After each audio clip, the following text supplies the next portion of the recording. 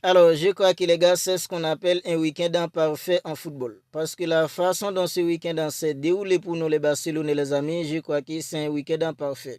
Parce que les gars, voilà, le Barça gagne une équipe en fait en comme Real Betis hier, 5 buts à 3. Dans un match où Lamine, il était en pourcent de numéro 10. Il est buteur sur penalty. Ferran Torres, exceptionnel. Idem en fait en pour Unibachi. Pour ensuite, les gars, Lionel Messi, voilà Lionel Messi, notre joueur préféré, remporter son 48e trophée collectif.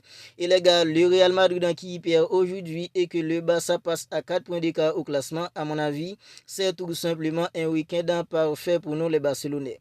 Parce que les gars, la façon dont ce week-end s'est déroulé, tout a été exceptionnel pour nous les Barcelonais, les amis. Parce que les gars, alors le Real Madrid qui avait gagné le Classico face au Barça 26 octobre dernier, à ce moment-là, les gars, on n'avait pas le même discours aujourd'hui. À ce moment-là, il y a des gens qui disaient oui, la Ligue en fait en s'est terminée, le Real Madrid en fait en qui monte en puissance parce que les gars, ils avaient offert une prestation tout simplement incroyable en face au Barça 26 octobre dernier. Mais les gars, le Real Madrid, après la victoire en fait en face au Barça, ils ont battu une équipe en comme Valence. Je crois que les gars, c'était en fait dans le 1er novembre. Ils avaient en fait balayé une équipe en comme Valence. Depuis lors, c'était tout simplement des matchs nuls.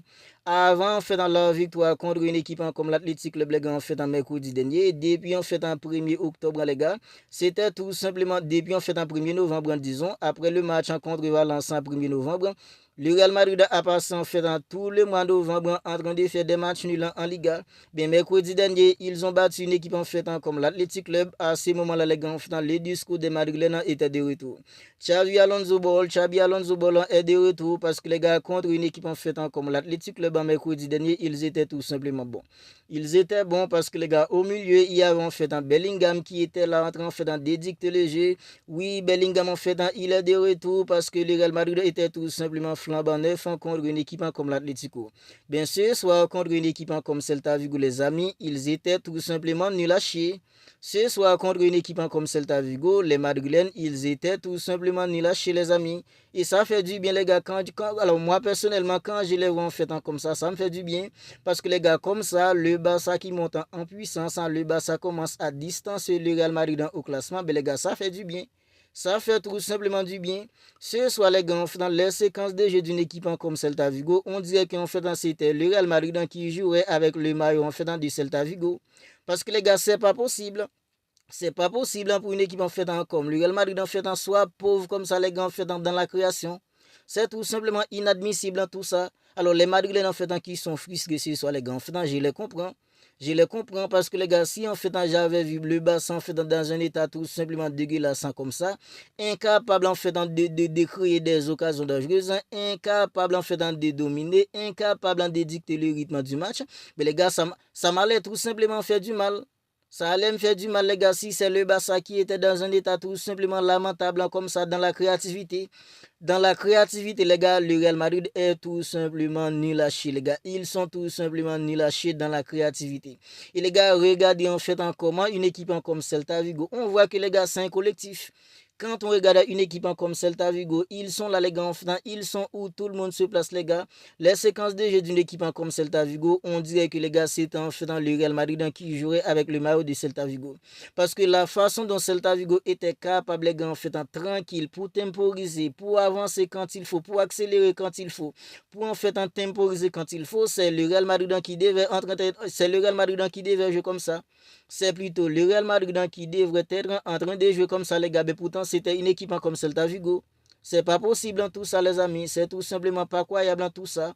Alors, le Real Madrid, c'est une équipe en fait qui compte sur les individualités. C'est pas un collectif bien rodé où les gars en fait quand les individualités en fait ne peuvent pas faire gagner. Le collectif doit être au rendez-vous pour faire gagner. Le Real Madrid, c'est pas comme ça. Le Real Madrid, puisqu'il en fait un Kylian Mbappé, quand il s'agit de mettre des balles au fond des filets, lui, il plaisante tout simplement pas. Mais les gars, en fait, le Real Madrid compte sur les individualités comme Kylian Mbappé pour mettre des balles au fond des filets, puis Vinicius Junior en fait pour désarticuler en fait dans le bloc de la défense adverse. C'est ça, les gars, le Real Madrid. Ce sont en fait les individualités qui doivent faire gagner. Pourtant, les gars, une équipe, c'est pas comme ça. Ok, avec des individualités comme Kylian Mbappé, des joueurs comme Vinicius Junior qui, à n'importe quel moment, à lui tout seul, même s'il n'est pas bon, il peut réussir, les gars, à dribbler en fait dans 2-3 joueurs pour créer une action en fait en début. Mais les gars, il y a des matchs en fait, tu réussiras à gagner comme ça. Il y a des matchs où le Real Madrid réussira toujours à gagner. Parce que les gars, Kylian Mbappé, sur des ballons, il va mettre un au fond des filets. Parce que Kylian Mbappé, quand il a en fait dans les occasions, c'est pas facile en fait pour Kylian Mbappé de louper les occasions. Ok les gars, Vinicius Junior, dans les 1 contre 1, c'est vrai en fait, il est plus pareil. Depuis après en fait, l'échec au ballon d'or de 2024, Vinicius Junior, il est plus pareil. Mais les gars, ça reste toujours en fait dans Vinicius. Bien sûr, soit les gars, en fait, ils étaient tous nuls. Ils étaient tous nuls, les gars. Il n'y en a pas un qui était au rendez-vous. Alors, Thibaut Courtois, lui, en fait, il est toujours égal à lui-même parce que, les gars, Thibaut Courtois, quand Thibaut Courtois encaisse un but dans le but du Real Madrid, c'est pas de sa faute. Parce que Thibaut Courtois, il est là pour sauver le Real Madrid. Et ça, il le fait presque à chaque match. Ce soir, alors, Thibaut Courtois, il a encaissé en fait dans 2 buts, mais les gars, il ne peut rien faire. Les 2 buts que Thibaut Courtois a encaissé, c'est sur les gars, en fait, il n'y a pas un but où on peut critiquer en fait dans Thibaut Courtois. Parce que Thibaut Courtois, c'est tout simplement un mur. Il est là, les gars, en fait, pour faire gagner le Real Madrid. Et il le fait, les gars, presque à chaque match. C'est soit, les gars, le deuxième but d'une équipe en fait comme Celta Vigo. Quel but, les amis! Quel but en fait de la part d'une équipe comme Celta Vigo. Ils étaient là en train de faire circuler les ballons, les gars, en fait. Ils passent le ballon à gauche, à droite, dans l'axe, puis les gars, en fait. Alors, ils ont massacré la défense du Real Madrid. Ils ont massacré la défense du Real Madrid. Et puis ensuite, en fait, il a dribblé Thibaut Courtois pour mettre le ballon au fond des filets. C'est tout simplement incroyable, les amis. Voilà pourquoi je vous dis que les gars, en fait, dans la façon dont le Real Madrid joue là maintenant, et quand on regarde en fait dans la façon dont une équipe en fait comme Celta Vigo était là en train en fait dans détemporiser quand il faut. Et c'est ça, les amis.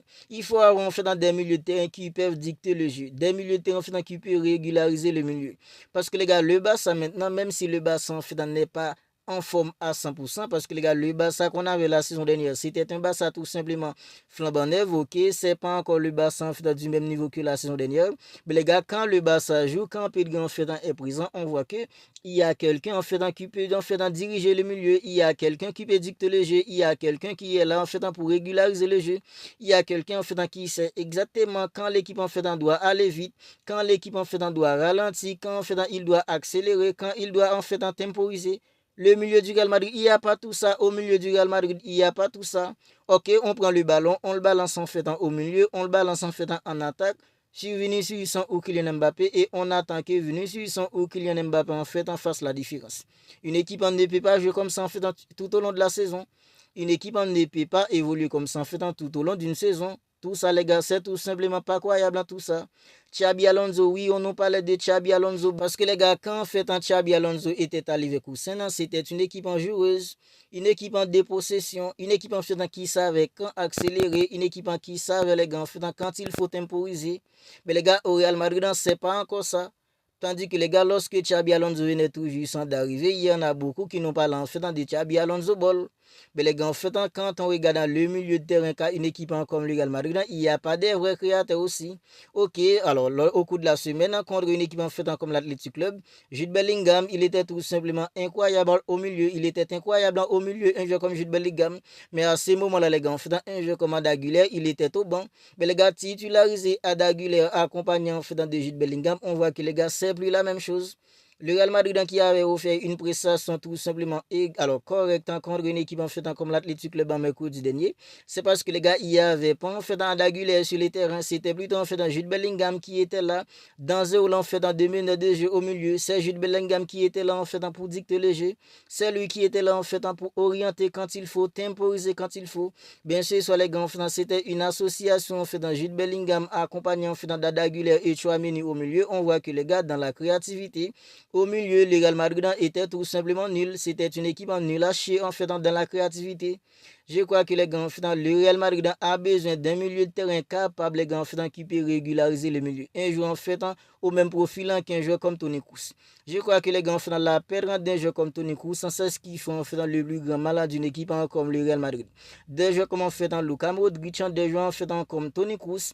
Ces deux-là, les gars, il était là en fait, il était dans la vision de jeu, ils étaient tout simplement incroyables parce que les gars, leur vision de jeu, c'était tout simplement extraordinaire. C'était des joueurs en fait qui savait exactement quand l'équipe en doit aller vite, quand l'équipe en doit aller vite, pardon, quand l'équipe en fait en doit temporiser.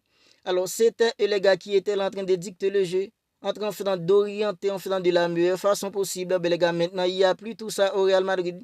Il n'y a plus tout ça. Ben les gars, en fait, ça fait du bien parce que les gars, le Real Madrid perd 2 buts à 0. Ben les gars, le Barça distance, le Real Madrid dans le Barça maintenant content. 4 points d'écart en fait sur le Real Madrid, 4 points d'avance sur le Real Madrid. Tout ça, c'est tout simplement incroyable. Pourtant, les gars, 26 octobre dernier, lorsque le Real Madrid a venu en fait de remporter les Clasico, nous les Barcelonais, on était plutôt inquiets. On était plutôt inquiets vu la performance qu'ils avaient offert face au Barça. On était plutôt inquiets. Mais les gars, aujourd'hui, un mois en fait, 2 semaines plus tard, le Barça en fait, est le leader de la Liga à 4 points d'avance sur le Real Madrid. Comme le football, ça va vite, les gars. Comme le football, ça va vite. Alors, vous n'hésitez pas à me dire ce que vous en pensez de tout cela dans les commentaires. Un week-end tout simplement parfait pour nous, les Barcelonais. Parce que les gars, hier, en fait, le Barça qui a gagné une équipe en comme Real Betis hier, 5 buts à 3. Lionel Messi, il a remporté la MLS en 2025, les gars, 48e trophée collectif.